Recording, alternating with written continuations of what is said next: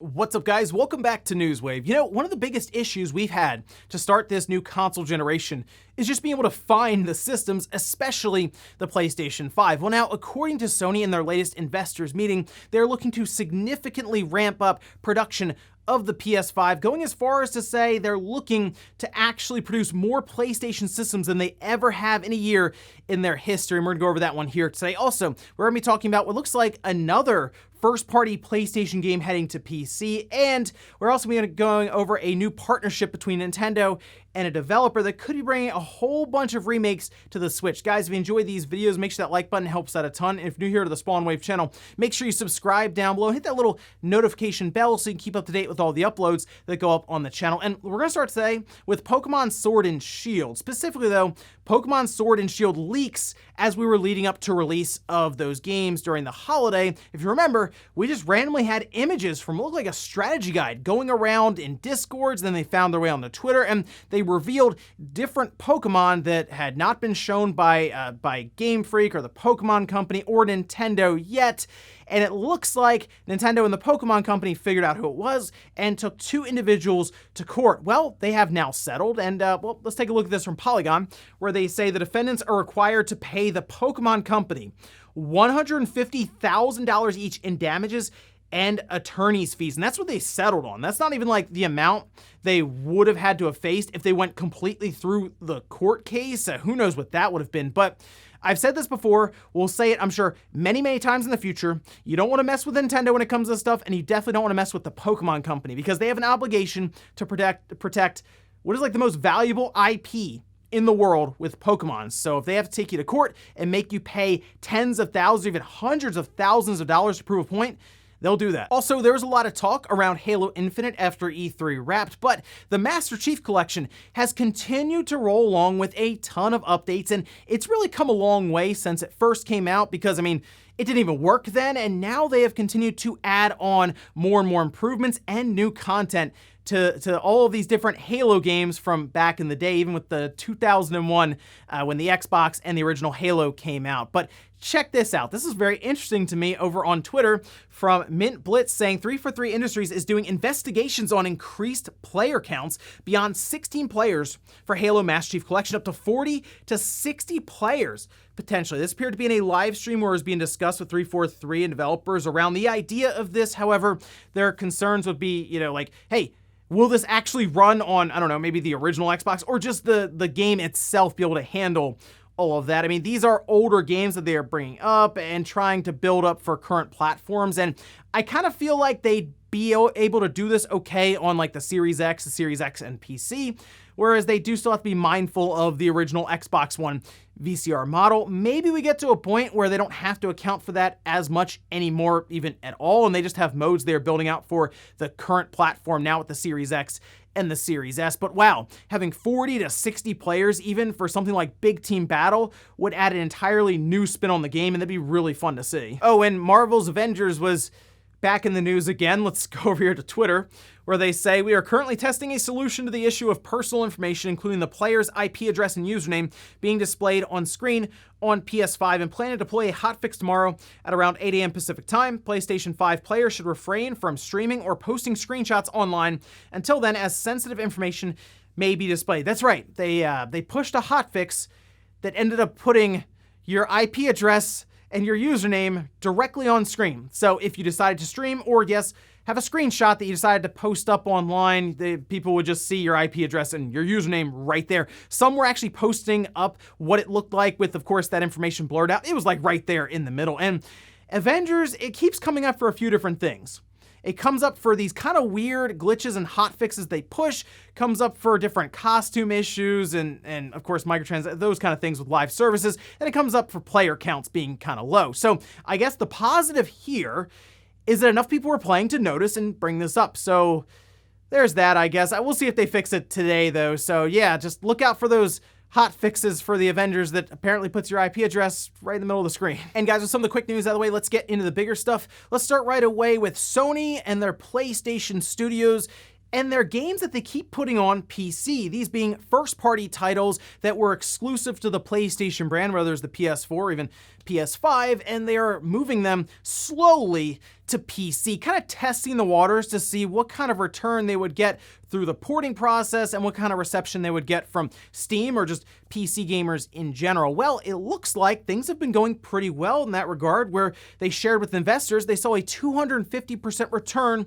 on the Horizon Zero Dawn launch and porting process to PC, and it looks like they're going with Uncharted 4 next. But a lot of people noticed something with Ghost of Tsushima. It looks like it had a bit of a box art update, and we can see the original box art here. It looks pretty straightforward. We can see at the top, only on PlayStation, and then the new box art appears to not only remove that, but also add the PlayStation Studios logo, and even a nice little spot there for the Ghost of Tsushima Legends. That's the co-op multiplayer mode. It's actually really well done. An awesome update post-launch for Ghost of Tsushima, just kind of being dropped in there. Certainly unexpected, but yeah, it looks like they've removed the branding that basically stamps it as a PlayStation exclusive, and yeah, I wouldn't be shocked if Ghost of Tsushima is the next game to make the jump to PC. It kind of makes sense because they're playing around with IPs that aren't necessarily storied on the PlayStation side of things. Like, I feel like if God of War went to PC, that would be a really big deal. That would basically tell me that Sony is all in, as God of War, of course, been around for quite a while with the PlayStation brand, whereas if they're doing things like moving, say, Ghost of Tsushima, which is a new IP that's very recent, from like the PS4 and the PS5 to PC, it's still them, I think, kind of testing the waters here.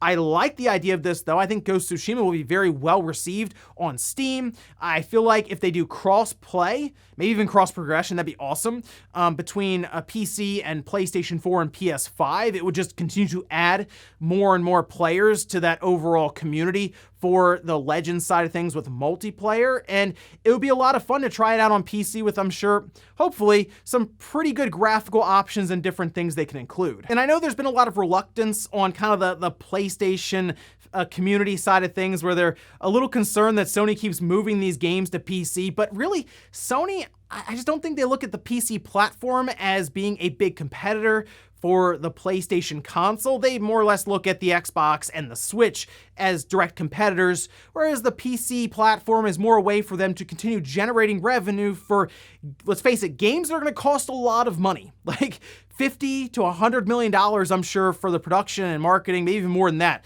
overall for, you know, the next Last of Us game that's off somewhere in the distance, or another Uncharted, or who knows, several IPs. They themselves have said like 25 different games are in development right now, and hey, they're going to leverage everything they can, and yeah, that includes the PlayStation or the PC side of things when it comes to their PlayStation Studios, as they have seen good returns so far. But I guess the next one up will be Uncharted 4, and we'll see how the return is on that one. Also, while we're on the topic of PlayStation, let's talk about the stock situation around the PS5 and what appears to be Sony's plans and projections going into the next, I'd say, 2 years or so. Let's head over here.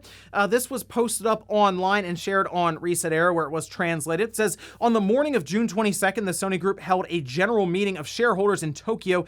Mr. Yoshida, president and CEO of Sony Corporation, stressed that the company would accelerate the supply of PlayStation 5 in the next fiscal year to achieve sales of more than 22.6 million units per year, the largest ever in the history of PlayStation. Against the backdrop of nest egg demand, the company aims to break the sales record of the original PlayStation in fiscal year 1998. And they also put out like a little slide here that shows off kind of where they're headed and what their plans are. See, the PS5 in its first full fiscal year, they're looking to overtake what the PS4 was able to do, which was just under 15 million units or so shipped, and then get to a point where they can continue to ramp up and be able to beat the original PlayStation's best year, which was just PlayStation's best year overall ever for consoles produced, and that being for fiscal year 2022, which I feel like in about 2.5 years or so, it's about 44 to 45 million units. And I mean, that's a lot of systems to be able to push out that quickly. Now, this is certainly dependent on a couple of things. One, the chip shortage getting sorted out, and two, if this proposed redesign will work in the meantime, because if they just can't produce them due to lack of parts or the ability to put certain things together in time for the PS5 to be shipped out, then they're just kind of hanging out waiting. I mean, the demand is certainly there. I see it all the time in the comments. If I ever talk about PS5 system or the games or any of that, there's a lot of jokes. It's like, oh, it'd be great if I could find a PS5. How do we know if it exists if I've never seen it, or different things like that. So if we get to a point where there are legitimately 45 million PS5 systems produced in about 2.5 years, they get them onto store shelves hopefully by then, and we're still at this point, that may be the highest demand I've ever seen for a console. And that would even include the Wii, considering this is a $400 and even $500 system. That would be pretty impressive overall to see them be able to produce that many and then sell them at that kind of a price tag. But overall, I think the biggest step is going to be getting PlayStation 5 systems back into physical stores, whether it's like Walmart's or Best Buy's or Target's, because if you can at least kind of go into a store and deal with the local crowd rather than have to deal with everyone in the world whenever it goes up online for Walmart, Best Buy, or Target, it makes it at least a bit more manageable. I think you have a better chance overall, right? So that, I think, is the first big step, is getting it back into big box stores and GameStops and all of this. So here's hoping that happens here pretty soon, and then we can roll towards what I guess would be 45 million PlayStation 5 systems in its first 2.5 years on the market. That'll be big, and hopefully that means that we wouldn't have the kind of shortages and the eBay prices that we have now. Next up, let's talk about this new deal between Nintendo and Forever Entertainment. This one was a bit surprising, but I guess it kind of makes sense based around what Forever has been able to accomplish here on the Switch so far. Let's head over to Nintendo Life, where they say Forever Entertainment SA has announced a new publishing deal with Nintendo, which will see the studio receive financial backing to launch several games on Switch. Details of the agreement have been shared in a new report filed today, June 22nd. It notes that Forever Entertainment will be granted significant financial support from Nintendo to release several titles on Nintendo Switch. Release dates for these games will be communicated in separate ongoing reports. So I don't know if Forever Entertainment will put out an announcement at some point around, one of the games they are releasing, or if these are things that would be saved for, say, a Nintendo Direct or any of that. Now, Forever Entertainment has done a couple of games here that you may remember on the Switch. They've been developing games since like 2012, I believe, but some of the bigger titles would include things like Panzer Dragoon Remake 1 and then 2, which is still in development. We saw House of the Dead, that one getting a remake, which looks pretty cool. They've also done Hollow, so I'm curious how Nintendo is going to handle this. It could be a couple of things, and really it's anybody's guess. Could Forever Entertainment be coming in and already having games planned, just be porting them to the Switch, and Nintendo is essentially putting up financial backing to say, hey, we know there's a bit more work that goes into getting it on the Switch because it's different than the PS4 or the Xbox Series X, Xbox One, PS5, all of this. So we're going to grant you some funds to make sure we get the next Panzer Dragoon, right? Or we get that next House that, or whatever remake they want to do in the future here and that they announce. Or could Nintendo actually be bringing them in to remake maybe games that Nintendo owns, IPs that they've had and done on like the Wii, maybe the 3DS, and move it up to the Switch? And I don't necessarily think they're going to say, hey, here's Mario, or here's Zelda or Metroid, any of that, and say, yeah, bring that up to the Switch. But they could start them with a couple of different titles. Like, let's say they go back to the Wii and they grab Excite Truck, just as an example, or maybe even they go to the 3DS and grab Ever Oasis. I saw some, of course, immediately go to Golden Sun. They're like, this is it. Golden Sun could finally get some sort of remake onto the Switch, or maybe a sequel, and Forever just does an original game. I kind of think that would still be up Camelot's alley, and who knows, maybe they're working on one now very quietly, and they're going to unveil it, months out from release or something. Hey, we can always dream, right? But I kind of feel like Forever Entertainment is coming in with Nintendo's backing in order to bring games up from Nintendo's past and just kind of get them remade and working on the Switch, because Forever Entertainment has at least been able to do that. Have they been able to do it well? Well, that's up for interpretation, with Panzer Dragoon kind of having some issues at launch, but we have House Dead coming up, and that'll be another good test there. But hey, this opens up a lot of doors, like, hey, maybe this is finally when Devil's Third gets its big moment on the Switch. That Switch effect could certainly be tested then. And in our last bit of news, let's talk about WB Montreal and why there are now rumors and speculation that they could be working on a big AAA Superman game. We can head over here to Screen Rant, where they say, in the months following the announcement of Gotham Knights, a job posting for a senior game designer at WB Games Montreal surfaced on the web, specifically noting that new hires would help develop a third-person open world title based on a new AAA IP. And after this started to make the rounds and people were speculating, James, who had previously leaked and talked about the existence of Gotham Knights and what it was going to be ahead of time, started teasing the idea of a Superman game, even going on further to explain how this would happen, saying WB Montreal only makes DC games. Let me say Superman, if they were to make it, would be a new IP in the same way that Gotham Knights is a new IP. Basically, the source material isn't a new IP, but the game itself, right? Like Gotham Knights is a new IP, even though it's based on an existing intellectual property with Batman. So they could take Superman and make an original story and all this, a world, and kind of put it off as, yeah, it's a new video game IP. And it also works as a way to kind of throw people off with these job listings, because you don't necessarily go, oh, well, they're going to do a Superman game. You're thinking, oh, they're going to make an entirely new character, world, lore, all these different things. So I like the idea of a new Superman game, especially now with the current systems that we have and all this. Since the last one we had seems like it was forever ago. It was like, I think it was on the 360.